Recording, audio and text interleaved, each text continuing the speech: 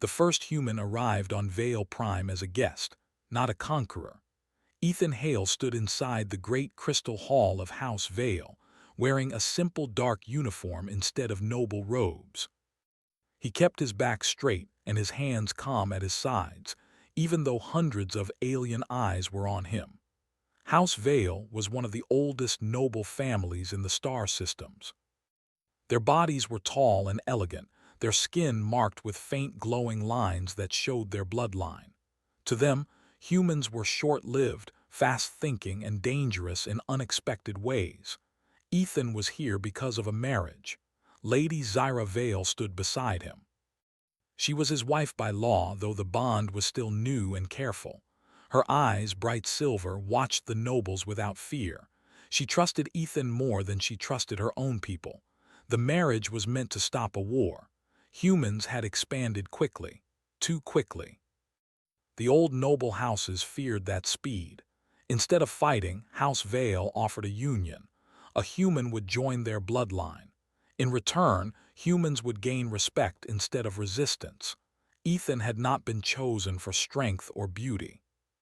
He had been chosen because he survived impossible missions and refused to break under pressure. Humans called it stubbornness. Aliens called it frightening. Now the final ritual remained. The twin ascension chambers rested beneath the crystal hall, carved into the planet long before House Vale existed. One chamber bound an outsider to the house. The other was sealed, sacred, and forbidden.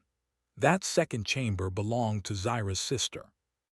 Lady Saris Vale had entered it centuries ago and never returned. She was not dead. She was something else, a guardian, a living myth. Ethan knew none of this in full detail. The nobles did not like explaining things to humans. A senior noble raised his staff. The binding will begin. The human will enter the chamber marked with the silver crest. Ethan nodded and followed the glowing floor symbols. The air grew cooler as he descended the wide steps. The symbols were old, partly worn, and twisted in ways his eyes did not fully understand. Zyra walked behind him uneasy. "Slow down," she said quietly. Ethan paused. "Something wrong." "The symbols," she said. "They are older than I expected." Before she could say more, a sudden tremor shook the floor. Light flickered. Several symbols changed brightness at once. The nobles above began shouting in their sharp, musical language. Ethan looked back. "Should I stop?" Another tremor came, stronger. The chamber doors ahead of him began to open. Zyra's eyes widened in horror. "No, Ethan, wait."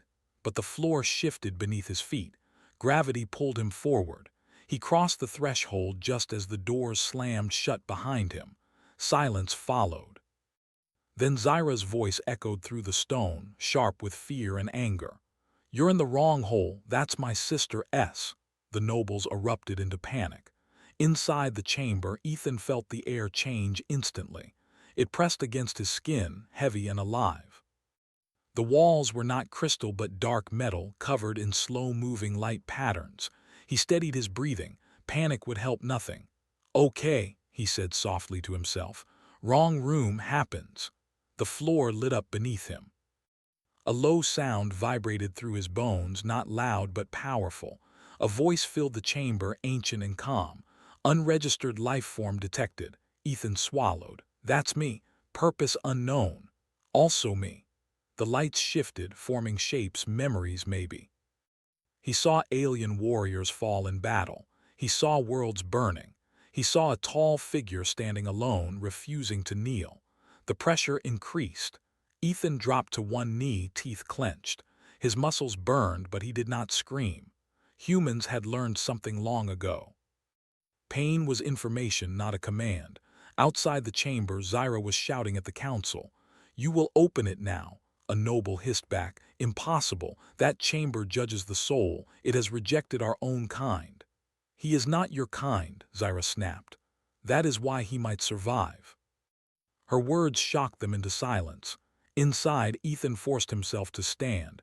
Each step felt like walking through deep water. The images around him changed. Now he saw choices. Power offered at a cost. Safety offered at the price of obedience. Ethan shook his head. "No," he said.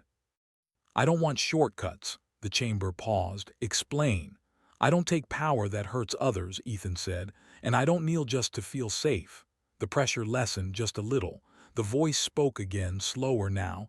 Unexpected response. Ethan exhaled. Sweat ran down his face, but his eyes stayed clear. "I'm just trying not to break anything," he said, "including myself." Deep within the chamber, something stirred. For the first time in centuries, the forbidden chamber did not reject its guest.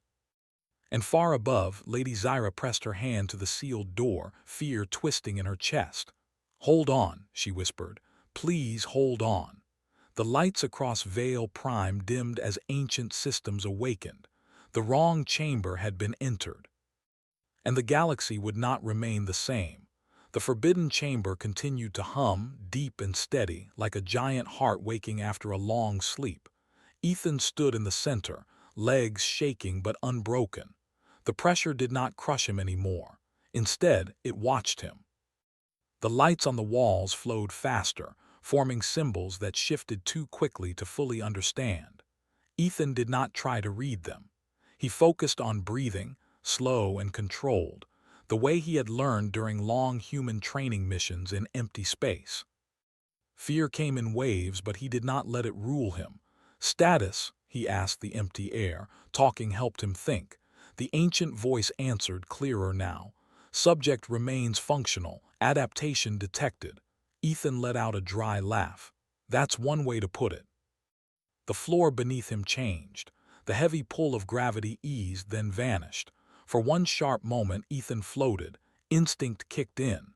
He spread his arms slightly, stabilizing himself, the way astronauts did in zero gravity. "Environmental shift," the voice said. "Observe." The chamber opened outward, not with doors but with light. Ethan found himself standing on what looked like a wide stone plain under a dark sky filled with stars. The air was thin but breathable. The ground was solid beneath his boots. A test, he realized. The chamber was no longer judging his body. It was judging his mind. Far away, shapes moved. Tall figures formed from light and shadow, holding long weapons. Their faces were blank, but their intent was not. They advanced in silence. Ethan did not reach for a weapon. He had none. Instead, he knelt, not in surrender but in balance. When the figures rushed him, he rolled aside, using momentum, not strength. He tripped one by pulling its leg at the right angle. Another swung wide. Ethan ducked and used its movement against it. He did not strike to destroy. He struck to disable. The figures fell, dissolving into light as they hit the ground. The voice spoke again, different now, curious. "Why did you not seek dominance?" Ethan wiped sweat from his brow. "Because dominance ends when someone stronger shows up." "Then what do you seek?" "Survival," he said, "and solutions." The scene dissolved. Outside the chamber, chaos ruled the crystal hall. The nobles argued in sharp tones, fear and anger mixing freely. "The human has violated sacred law. You allowed him to walk in. The chamber will kill him, or worse." Zyra stood between them, her posture rigid, her voice cold. "You speak as if he chose this. It was your symbols that failed, your systems that shook."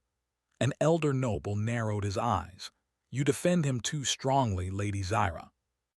"I defend my husband," she replied without hesitation, "and the alliance you claim to value." No one answered that. Deep beneath them, energy surged through forgotten channels. Ancient machines that had slept for centuries began to react. The planet itself seemed to listen.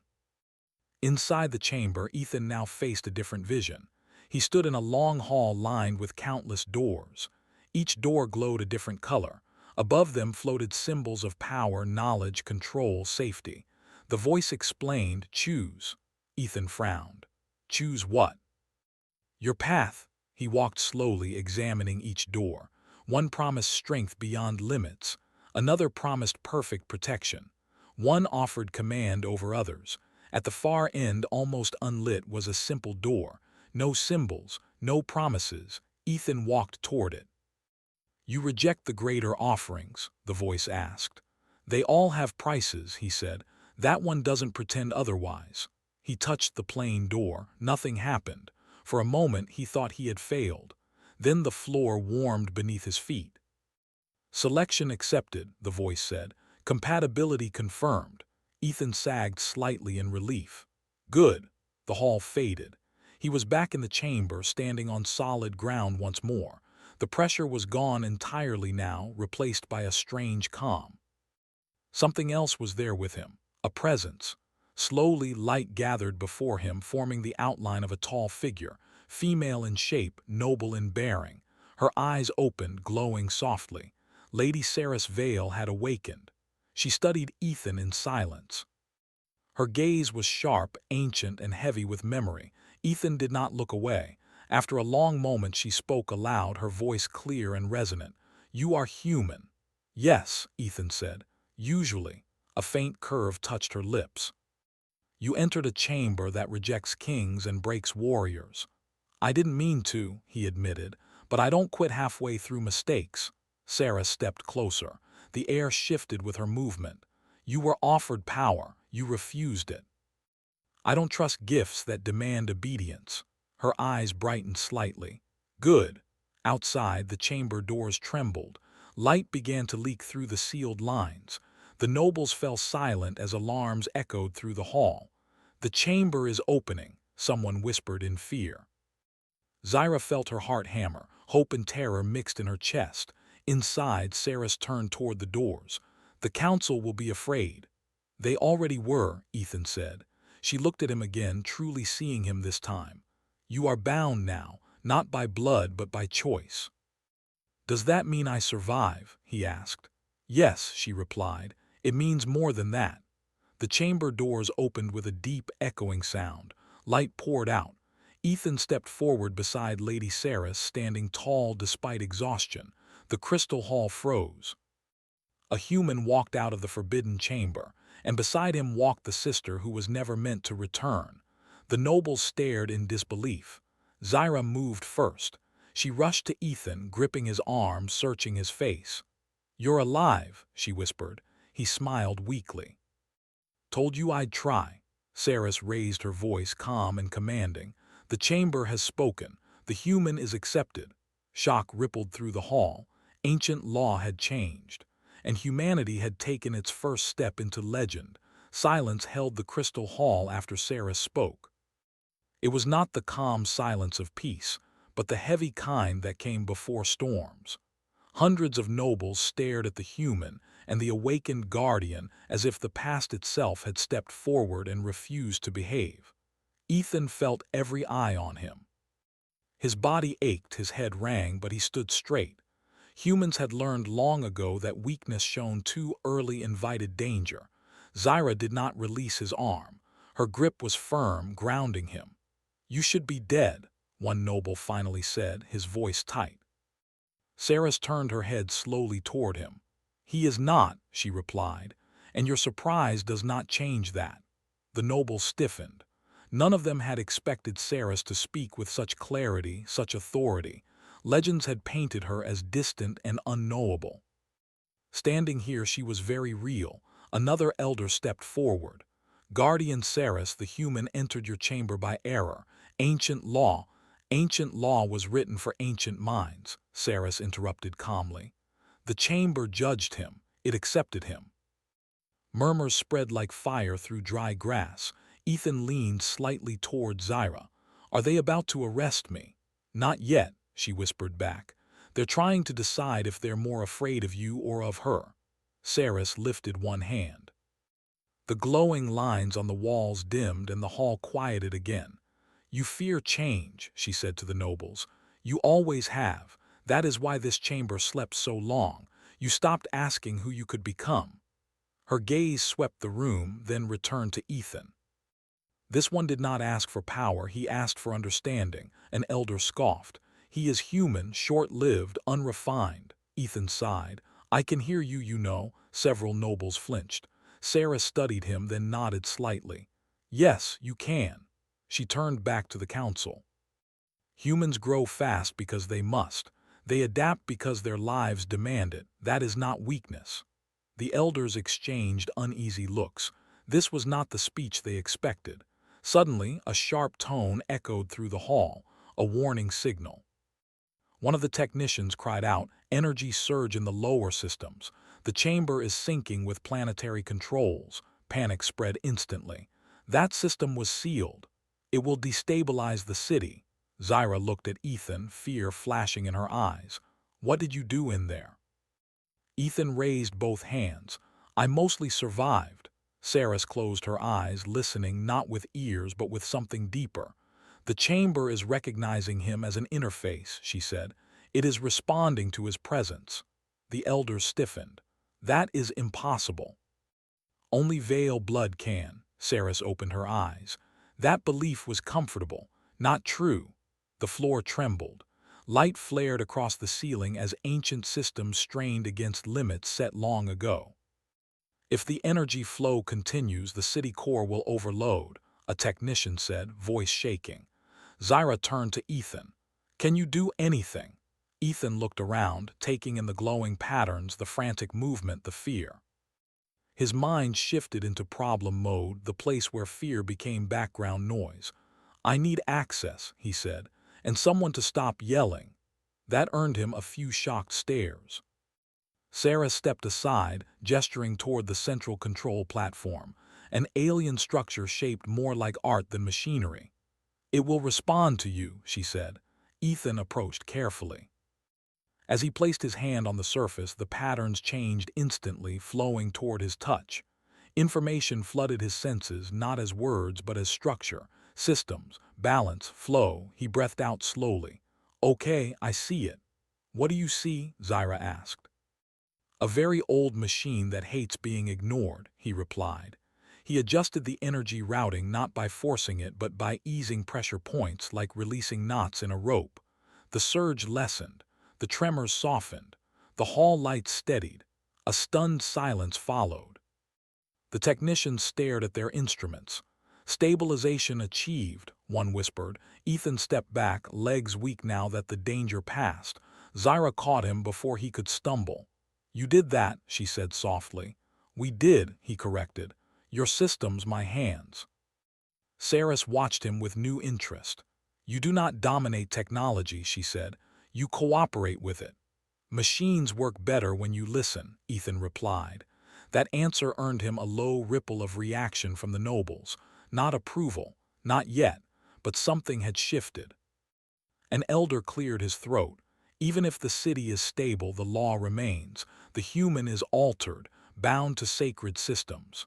Saris's voice hardened. "Then the law must catch up with reality." She turned to Ethan.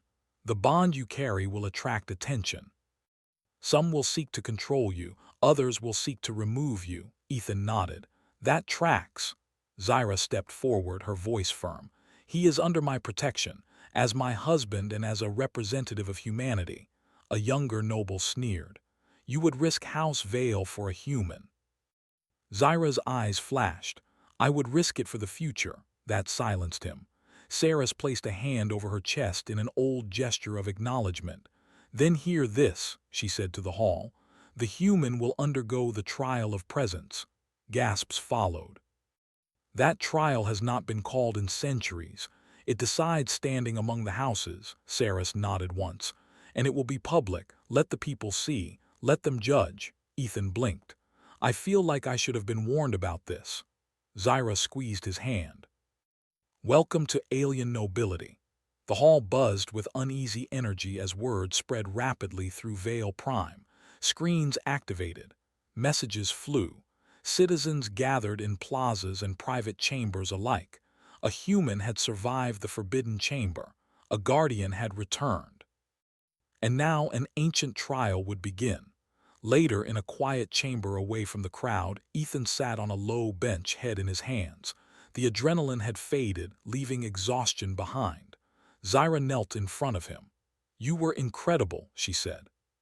"I was confused and lucky," he replied. She smiled faintly. "That's how humans describe competence." Sarah stood nearby, observing them both. "Rest while you can," she said. "The trial will not be gentle." Ethan looked up at her. "What happens if I fail?" She did not answer immediately. Then the galaxy will decide humanity was a mistake. He considered that, then nodded. No pressure. Saris's lips curved slightly. You face impossible odds with humor. That too is rare. Outside, the city lights of Vale Prime shone brighter than they had in centuries. The trial was coming, and humanity would be seen. The trial of presence began at dawn, though dawn on Vale Prime was different from anything on Earth. The twin suns rose slowly over jagged crystal towers, casting long prisms of light across the gathering. Thousands of nobles, citizens, and sentient observers from nearby systems filled the open plazas. The air buzzed with energy and tension. Rumors of a human surviving the Forbidden Chamber had spread like fire, and many came to witness this unprecedented event. Ethan Hale walked at Zyra's side, calm but aware of every gaze upon him. His human instincts picked up the fear, curiosity, and suspicion radiating from the crowd. He adjusted the sleeves of his uniform and lifted his head. He would not show weakness. Humanity had never survived by showing it. Saris walked just ahead, her presence commanding silence. Her silver-lined body reflected sunlight in ways that made her look otherworldly. She had returned not only as a guardian but also as the authority enforcing the trial. If she had doubted him before, it was gone now. She trusted him enough to present him to the galaxy. The plaza was enormous, carved from a single piece of crystal rock. At the center, the ancient platform hovered slightly above the ground. Energy ran along its edges, flowing in patterns that pulsed with life. The trial of presence would measure his adaptability, courage, and understanding. All of it. How a human could engage with alien systems designed to test, and often destroy even the most capable Vale nobility. The Council of Elders rose to the platform, their robes flowing, their voices echoing across the plaza. We gather to witness an event unseen for centuries, one of them intoned. The human enters the trial of presence. Let the laws of House Vale and the galaxy observe. A ripple passed through the crowd. Some whispered, "This human will fail. No outsider can endure this trial." Others murmured, "The chamber accepted him. Perhaps he is something new." Ethan stepped forward onto the platform and Saris signaled him to pause. She gestured to the console etched into the platform. Ancient alien patterns moved under his hands, responsive to touch. Ethan studied the lines carefully. He remembered what he had done inside the Forbidden Chamber. Observation and adaptation, not force. The first test appeared. Holographic figures of Vale warriors sprang to life around him. They moved with perfect speed and precision, each attacking in coordinated patterns. The challenge was clear. Survive and respond, not dominate. Ethan's body moved instinctively. He rolled, ducked, and sidestepped attacks that would have killed an ordinary human. Every strike was carefully placed to disable without destruction. He noticed the patterns in their attacks, anticipating their moves based on rhythm and logic. Humanity's unpredictability worked in his favor. The holograms could calculate strength, but not creativity. The crowd gasped as he deflected an opponent with a quick sweep of his leg, then used the momentum to dodge another. Even the elders leaned forward, their brows furrowed. "Impossible," one muttered. Saris watched silently, her arms crossed. "He adapts too quickly," she murmured. When the holograms dissolved, the next phase began. The platform changed under Ethan's feet, stretching outward into a labyrinth of energy corridors. At intervals, glowing doors appeared, each displaying a scenario. One promised control over others, another promised personal safety, a third promised knowledge of alien secrets. The instructions were clear. Choose wisely. The wrong choice would trigger a feedback surge, punishing hubris. Ethan paused. He examined each door, thinking not about advantage, but about principles. One promised immense power, but at the cost of sacrificing alien lives in simulations. Another promised absolute safety, but only by abandoning his companions. A third promised secrets of the galaxy, but only to those willing to betray trust. He stepped toward the fourth door, simple, unassuming. No promises, no light, no grandeur. He touched it. The door dissolved into energy and the platform responded with a pulse of approval. The chamber's voice, calm but firm, echoed in his mind. Principles preserved. Humanity acknowledged. The crowd murmured, astonished.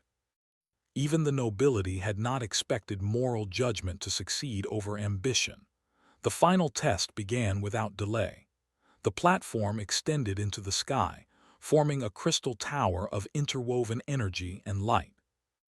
Ethan had to climb it, navigating floating sections that shifted unpredictably, each step testing balance, perception, and mental endurance. Below, the plaza appeared distant, almost unreal. The height alone would have daunted even experienced Vale warriors. Ethan climbed. His hands gripped uneven surfaces, his feet found purchase in narrow energy ridges. Each misstep could have ended in a fall into the void. Yet he adjusted, recalculated, and moved with precision. His mind treated every shift not as danger, but as information. This was human logic: adapt, survive, improve. Halfway up, a powerful force pushed against him. He staggered but recovered, twisting his body midair. The crowd gasped again. Whispers spread. He is a human, yet he moves as if he knows the chamber. The top of the tower awaited him, a single platform glowing with soft light. When he stepped onto it, the final hologram appeared. Ceres, watching him with her arms crossed, her expression unreadable. Around him, images of Earth flashed briefly, reminding him of what he represented. Humanity, unpredictable, fast, and unyielding. The voice spoke for the final time. Subject demonstrates adaptation, courage, and understanding. Recognition granted. The crowd erupted into stunned silence, then awe. Some nobles knelt instinctively, others bowed slightly, unsure if they were showing respect or fear. Humans had never been considered capable of passing the trial of presence. The galaxy had long underestimated them. Sarah stepped forward. "He has passed," she announced, "and in doing so he has shown a path others cannot yet see." Zyra rushed to Ethan's side, relief washing over her. "You did it," she said, her voice trembling. "You really did it." Ethan looked out over the plaza. Thousands of eyes watched him, but he remained calm. "We did it," he corrected. "You all helped whether you know it or not." A council elder approached, his face pale but composed. "This changes everything. If a human can endure what Vale nobility cannot, then we must reconsider our assumptions." Ethan nodded slowly. "I hope you do." Saris turned toward the crowd. "Let this be a lesson. Power is not the measure of worth. Understanding, endurance, and cooperation define true strength." The plaza erupted in applause, hesitant at first, then louder. For the first time, humans were not outsiders to be tolerated. They were participants, capable of shaping the galaxy's future. Zyra gripped Ethan's hand, pride in her eyes. "I always knew humans were different," she said softly. Ethan smiled, exhausted but triumphant. "Now they'll have to believe it too." From the platform, Saris regarded both of them. "The trial ends," she said. "But the consequences have just begun. Prepare yourselves. The galaxy will watch and some will challenge what they cannot yet understand." Ethan's mind flicked ahead. Challenges were expected. Obstacles were normal. But now, the impossible had already been proven achievable. The plaza erupted again, this time with shouts of admiration, curiosity, and wonder. Citizens and nobles alike looked at the human standing beside a legendary guardian, realizing that humanity's place in the galaxy had just changed forever. The trial of presence had not just been survived, it had been conquered. And as the twin suns of Vale Prime cast long shadows over the city, Ethan knew the true journey was only beginning. The city of Vale Prime had never been so quiet after such chaos. The trial of presence was over, yet the energy of what had occurred lingered in every crystal tower and every street below. Citizens and nobles alike whispered in hushed tones. A human had survived the forbidden chamber. A human had passed the trial of presence. And not just survived, he had changed the rules of the game entirely. Ethan Hale walked with Zyra beside him through the Grand Plaza. Though his body ached and his muscles burned from exhaustion, his mind felt sharp. Humans were accustomed to long journeys, unexpected dangers, and impossible tasks. Today had been all of those and more. He glanced at the nobles watching them, their eyes still wide with disbelief. Some bowed reluctantly. Others whispered to one another, faces pale. Some had been sure he would fail and die. Now they were faced with undeniable truth. Humanity was not fragile. Humanity was resilient, clever, and unpredictable in ways the galaxy had never imagined. Zyra kept her hand tightly on his arm. Pride and relief mingled in her eyes. "I've never been so proud," she said quietly. Ethan gave a faint smile. "And I've never been so relieved." Saris walked ahead of them, her tall frame catching the sunlight. Though she appeared calm, Ethan could feel the weight of her judgment and approval. She had been the one to test him, to observe him, and now she carried the recognition of his success to the rest of Vale Prime. "The council will convene immediately," Saris said, her voice calm but firm. "The elders must decide how to proceed after this unprecedented event." Already word was spreading. Messages were being sent to nearby star systems, to allied houses, and to those who had doubted humanity's potential. The ripple effect would be enormous. Some would seek to ally with humans, others would fear them, but all would watch carefully. Inside the council chamber, the elders sat in tense silence. One of the senior members, pale with worry, finally spoke. "If what the chamber has shown is true, then the human possesses qualities that no Vale has been able to demonstrate in centuries. Our assumptions, our rules, they are challenged." Sarah stepped forward, her presence commanding immediate attention. "Rules exist to guide, not to blind. This human has demonstrated endurance, judgment, and cooperation. He has passed the trial of presence. That cannot be ignored." Another elder, his tone sharper, argued, "The chamber was never meant for outsiders. To accept him sets a dangerous precedent." Ethan, standing beside Zyra and Saris, raised a hand slightly. "I don't mean to break your traditions. I only acted with what I had and what I thought was right. That's all any human or anyone can do." The chamber fell silent. Even the sharpest critics could not refute that logic. Saris nodded. "Then let the precedent be known. Value is not measured by bloodline but by action, understanding, and courage.